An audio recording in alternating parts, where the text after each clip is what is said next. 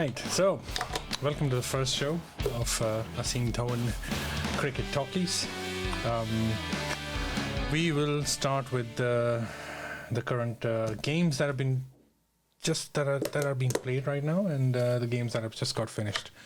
First of all, India versus South Africa. What a series! This time, I believed India would really beat them, because when India went to South Africa the last time, I think it was a catalyst of what was to come. India had a bad first game, I presume, right off the top of my head, and then just came back and just was spectacular. There was just some mindset change that we can do it, and I think there's always been talent. Just the will that was just outstanding, and I think Virat Kohli just brought it out of everyone. That I would definitely credit him for number of reasons, or for all the reasons that the Indian team has had success in this current and in the past few years. So they went thereafter England, I think, and then it was Australia, and just were on a roll. I mean, a real tear.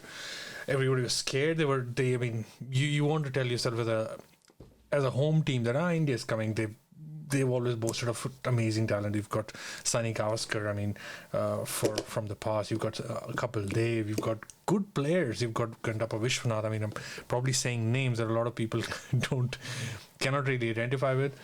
Of course, I've heard these names from my dad, and however, coming to the point again. So you've got Sachin, you've got Dravid, you've got Ganguly, you've got Lakshman. They've always shown not together as a whole batting unit. And in case they have shown as a batting unit, what lacked was the bowling. Something or the other would just falter, and then you need to take 20 wickets, as Ravi Shastri would say, or as Virat Kohli would say. And I mentioned those two people specifically here because I think it was always a mindset thing, that you need to be absolutely clear what eventually and exactly wins you games, and it's getting 20 wickets. You're not going to be always in a position where you're chasing runs. You might be chasing runs, and the other occasion when you're not chasing runs, what do? Do you go for a draw and just hope the other team is not good enough?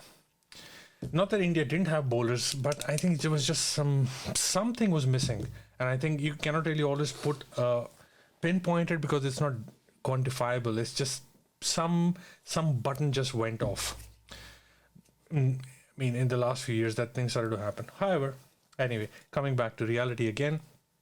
So they started off well, comprehensively beat South Africa. Sunny Gavaskar said, well, I assume 3-0.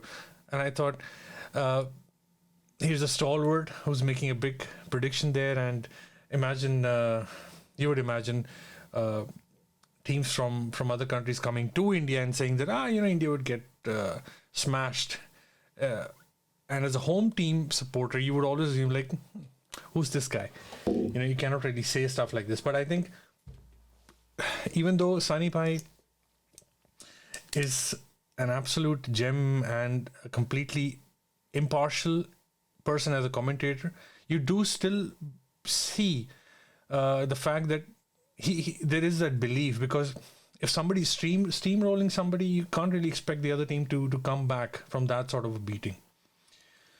Of course, there is a past example of how India got smashed in Australia and then came back, but there are two things here. They're completely different, because India went there as a very strong unit when they went to Australia. So you could probably fathom it that, maybe there is a possibility. But looking at South Africa, you just didn't think that this could happen. You've got a gutsy player in Dean Elgar. You always heard at least a South African say, he's a gutsy player. But what does that do beyond a point is what you would assume. Can he pick up the whole team? It's always a team effort. One guy cannot win you more than a few games, or in a tough situation. Like what Joe Root is. He's a spectacular player, but him alone cannot do it for you. So anyway, when Sunny Bhai said it's going to be 3-0, I like, ooh, that's a big statement. Does he need to be saying that? Is he jinxing it? But then I thought, it does make sense. You cannot deny the fact this writing is on the wall. How does South Africa come back from this? But it happened, quite surprisingly, and India did not look the par from the second and the third game. There are issues in the batting order, in the middle order. You should not shy away from it. I'm not calling anybody as a bad player, a bad batsman, but you do know that Pujara and Jinx, they've been having issues. Whether it's a mental thing, whether it's a technical thing, something is not clicking where it should. So you imagine playing with 9 people, and those 2 people who are missing out are integral parts. We're not talking about lower middle order batsmen, who's just, or imagine like what Shardul Thakur, the role he filled out. He didn't score too many runs. He did his job as a bowler, so he didn't really contribute that much with the bat, though he does have the potential. But we're talking about players who are important cogs in the batting order. So if they don't fire regularly, you're playing essentially with lesser number of batsmen, which is going to hurt you at some point. And I felt that definitely didn't happen because the batting order looked fragile. The opening order clicked and didn't click. So a lot of things went wrong.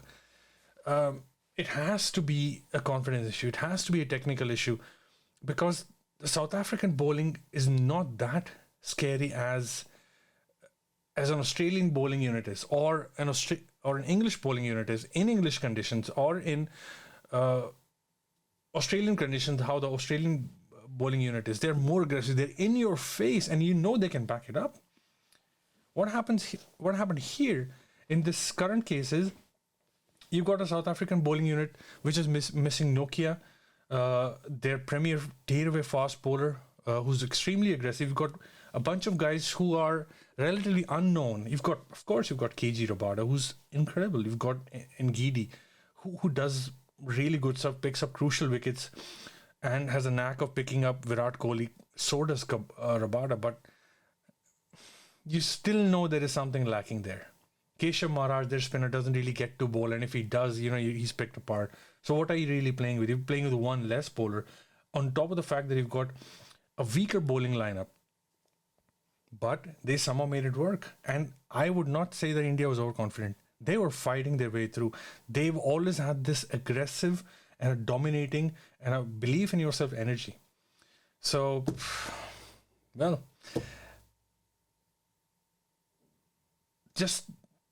I just took a moment there to think about what really went wrong. It has to be the tentative attitude of the Indian batsman. Let's move on to the third game, because the second one, you had Virat Kohli playing a silly shot. Because he's so good technically. So you would say it's silly because you don't expect him to make a mistake like this. And there were memes with those ninth stump line that he went to chase after. And then you saw the changes that he made in the next game. He was doing that Sachin-esque thing. He was not committing himself to balls that he should not be committing to. He was letting them go. He played on their patience. He missed 100 because none of the batsmen stayed through. So do you still say that it's been since 2009, October, November, since he last scored 100? Is it fair? Well, the scorecard and the stat gurus will definitely say that. But you have to live with the reality. He did miss his 100, but he showed you that he's not just all in his head. He doesn't think too much of himself. He does respect the game. I mean, he's got this attitude that you would think he's brash, but I think it's all his passion that shines through on every occasion. How much he wants to win. With everything, you can have the good and the bad. Would it be wrong to say that Virat Kohli is the reason that Test cricket is on a boom? That everybody is putting so much stress on cricket in the longer format? I mean, you always have the Ashes and with England and Australia playing. But now there's a third horse in the game. A real stalwart. Everybody is worried. And everybody knows you take one moment of breath to relax, and it's all over. You could get dominated and humiliated. Not that that is the aim, but you got a team which really wants to win, playing fairly. Teams are getting chirpiness or chatter back, which they're not used to.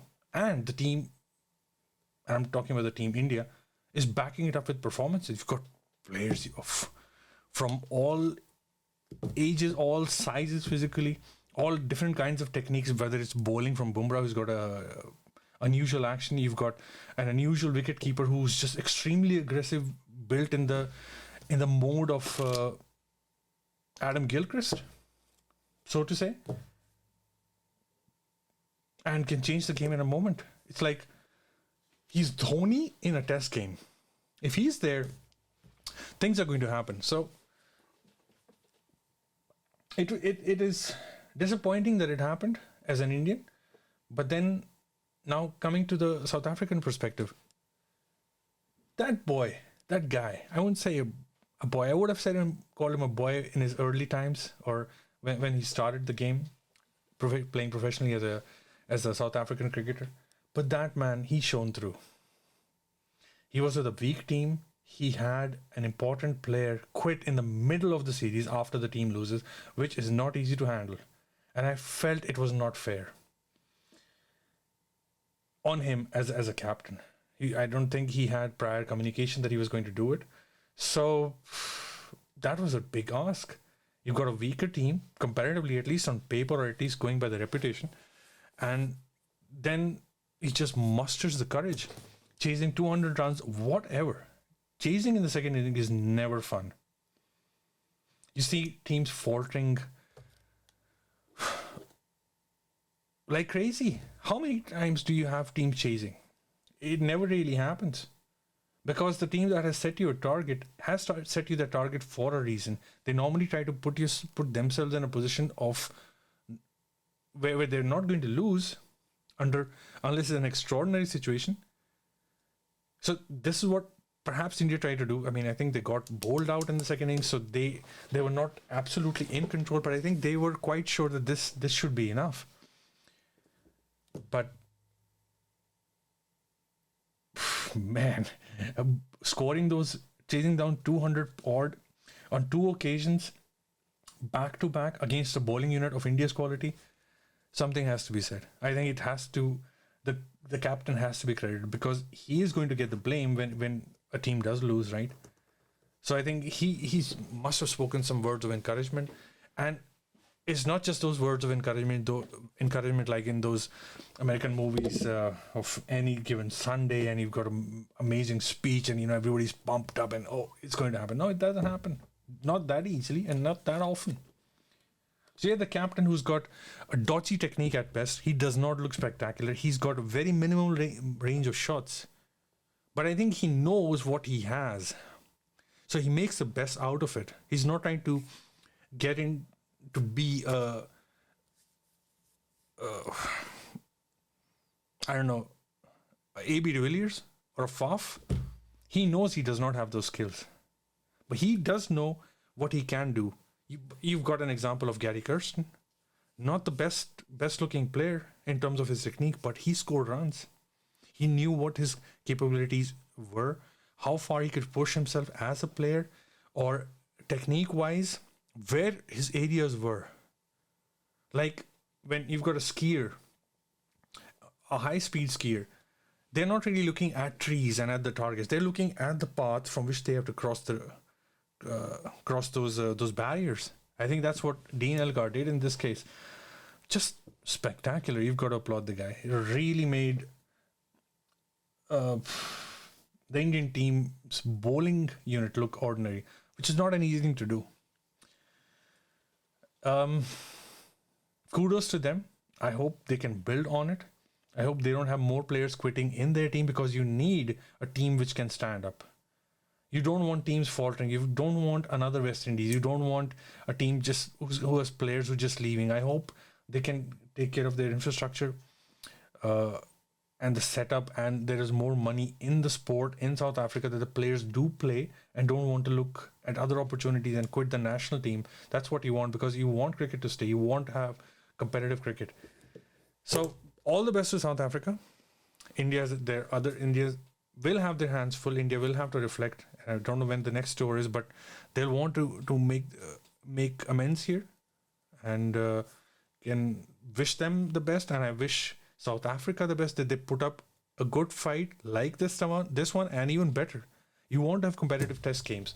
I think this was a great advertisement for Test cricket. England is playing Australia. I've got a couple of friends who, one is an Australian, one is an English guy, and of course, they don't talk to each other regarding this, because this is a charged up issue. But the English friend of mine, he was worried about England going to Australia, and I thought, even though India did beat England, and in England, India has a much better unit than Australia, because India smashed Australia in Australia and then beat England in England.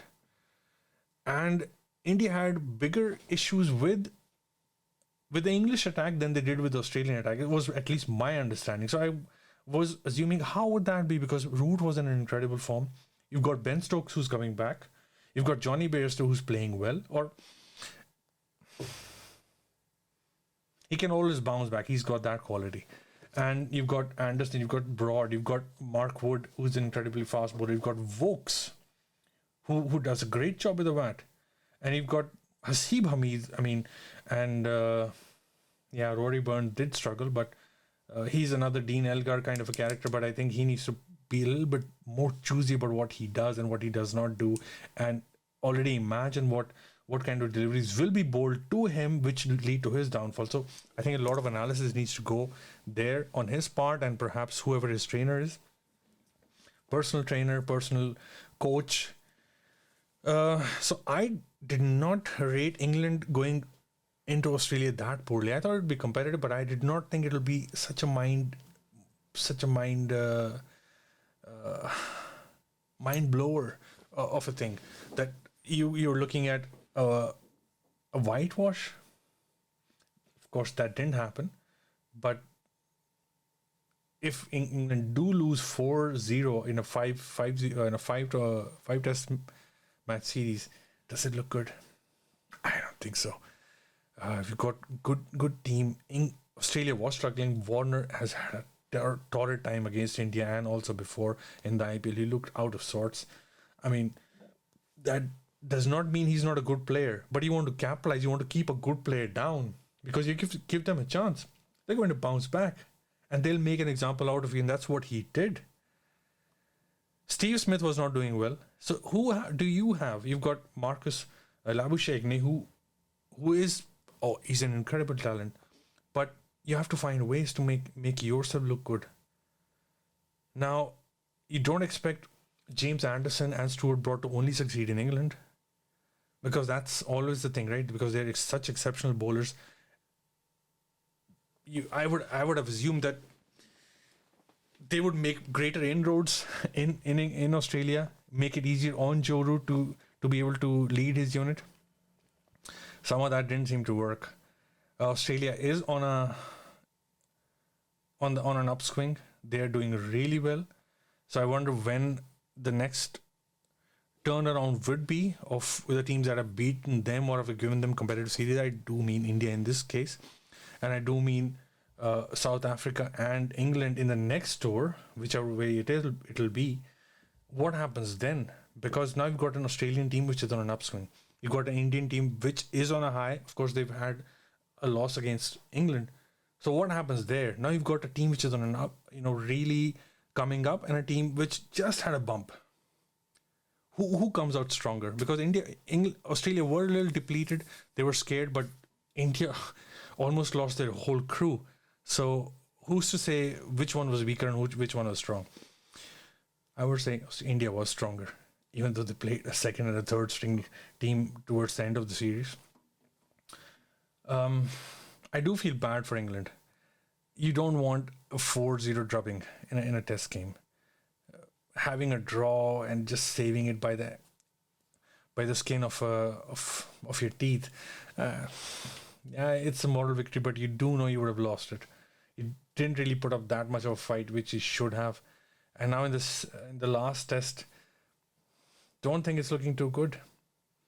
Unless you bowl Australia out really cheaply, do a great job of restricting them, dominating with the ball, and producing magical deliveries and not deliveries which are meant to get wickets. Because that means Australia will also produce those balls, and you're supposed to get wickets on those. You need to bowl balls which get you wickets which the other team is incapable of.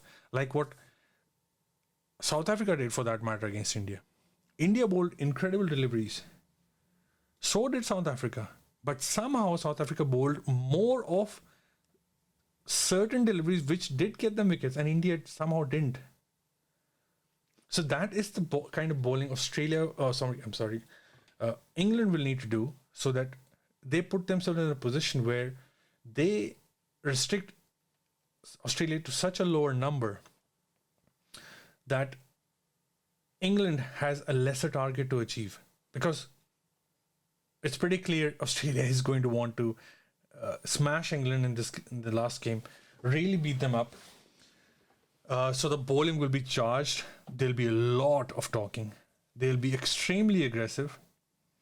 And the fact that if England does get them out cheaply, even more aggressive, because now they've got to back it up with their tongue and not with their performance, with the bat at least, because they've already been out.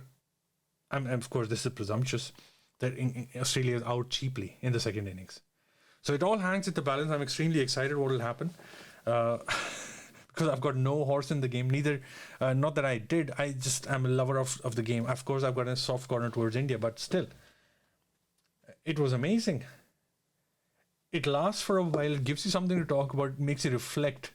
The things which players go through, the mental issues and the mental challenges, the chirping around. How do you deal with it? So much goes into it.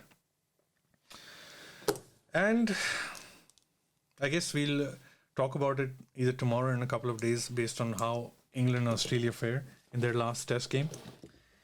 Another big news that came through today was Virat Kohli resigning as a test captain. I think that's a big loss.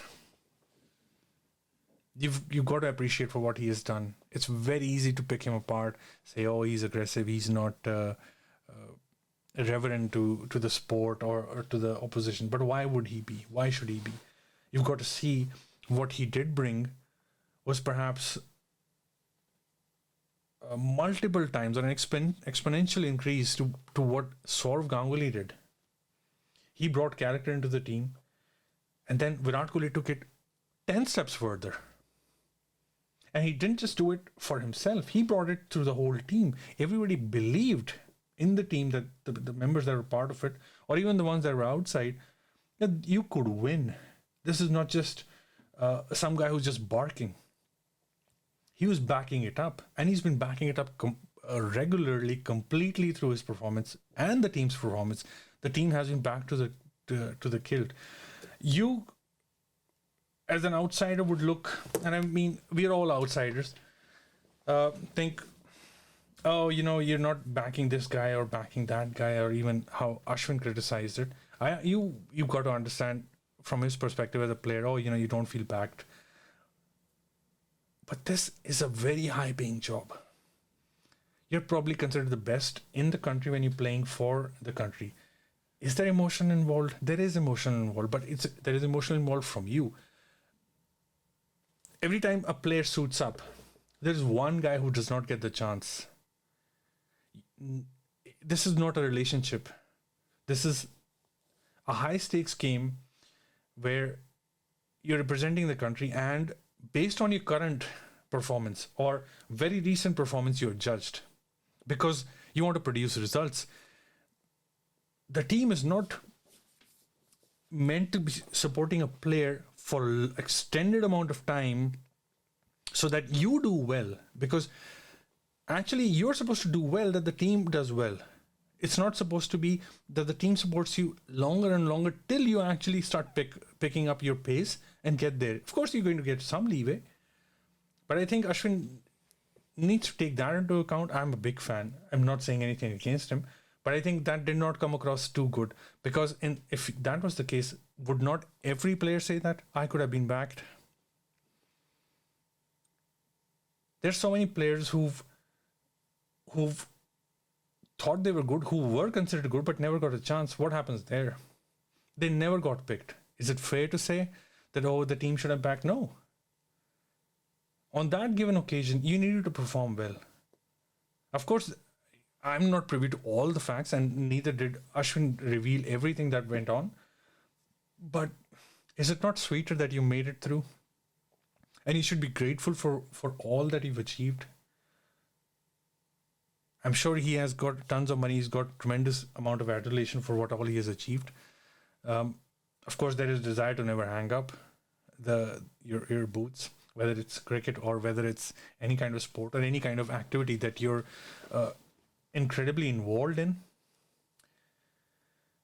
So you have to see from his perspective and from the team's perspective and from the team management's perspective, how did they view it? Are you getting the job done as the coach or the management or the team captain wants you to? Are you getting the job done? And if you're not,